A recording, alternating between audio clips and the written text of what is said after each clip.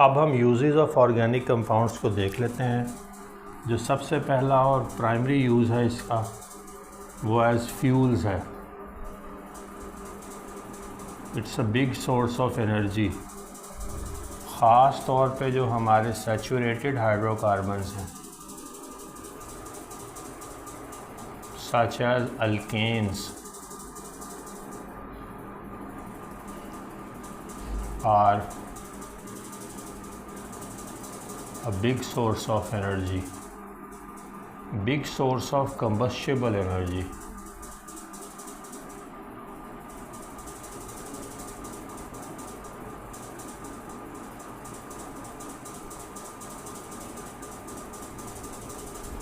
जिसकी मिसाल जो है वो इस तरह से है कि जो मीथेन गैस है ये पहला मेंबर है, इसलिए गैस है, और ये कंबशन होकर इसकी ऑक्सीजन से रिएक्शन होकर ये कार्बन डाइऑक्साइड, वाटर और हमें एनर्जी की सूरत में ये कंबस्ट होता है। तो जो फ्यूल्स के तौर पर इनका यूज़ है फॉसिल फ्यूल्स का, और फॉसिल फ्यूल्स में फिर सैचुरेटेड हाइड्रोकार्बन्स को फ्रैक्शनल डिस्टिलेशन के ज़रिए से हासिल किया जाता है, अल्केन क्लास के हाइड्रोकार्बन्स को, और ये जो हैं ये हमारा बहुत ही अहम सोर्स ऑफ एनर्जी या कंबस्टिबल फ्यूल है। Carbon is a very important biological element. It is found in proteins, involved in cellular processes and found in proteins, fats, oils, carbohydrates,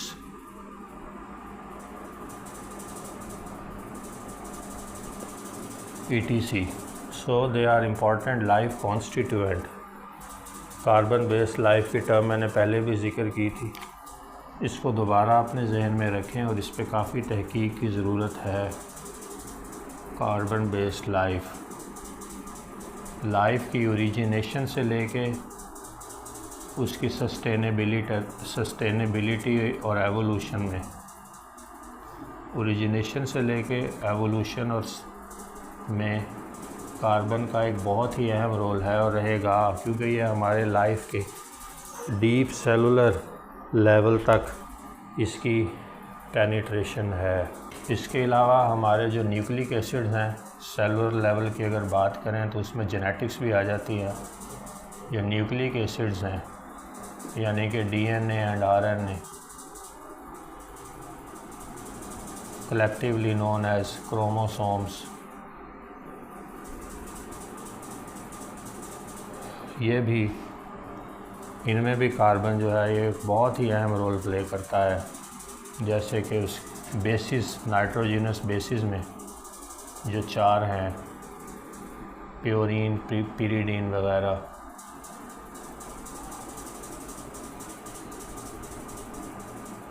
उनमें कार्बन जो है वो प्रेजेंट है।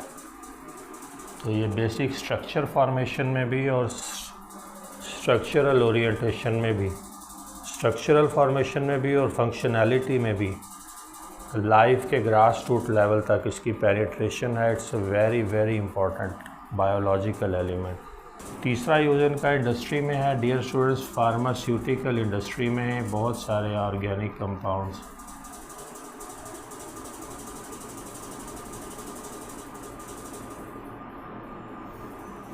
बेंजीन के बहुत सारे डेरिवेटिव्स आपको फार्मास्यूटिकल केमिस्ट्री में मिलेंगे। और नाम लें अगर तो सैलिसाइलिक एसिड है और बेंजोइक एसिड है,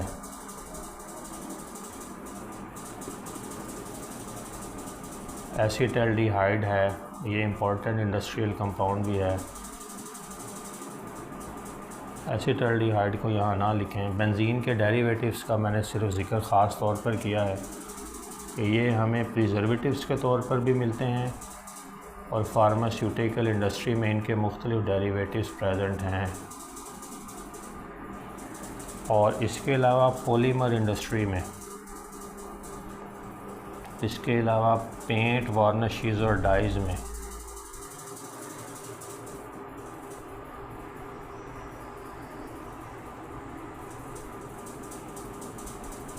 पॉलीमर इंडस्ट्री में प्लास्टिक्स बनाने के लिए कार्बन के मोनोमर यूनिट्स, टायर्स बनाने के लिए, रबर बनाने के लिए ये मोनोमर यूनिट्स जो हैं ये इन्वॉल्व होते हैं different noir.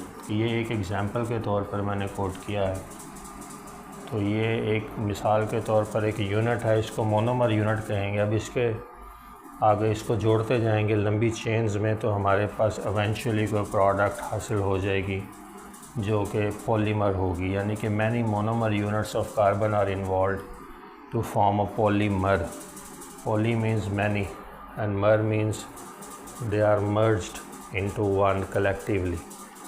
So polymer industry में इनका यूज़ प्लास्टिक टायर्स, रबर्स वगैरह में बहुत अहम है। प्लास्टिक बैग्स भी जो हैं वो हमारे इथाइलिन मोनोमर यूनिट पे बेस करते हैं। इथीन जो एक अनसैचुरेटेड हाइड्रोकार्बन है उसका मोनोमर यूनिट होता है, जिसकी ये है।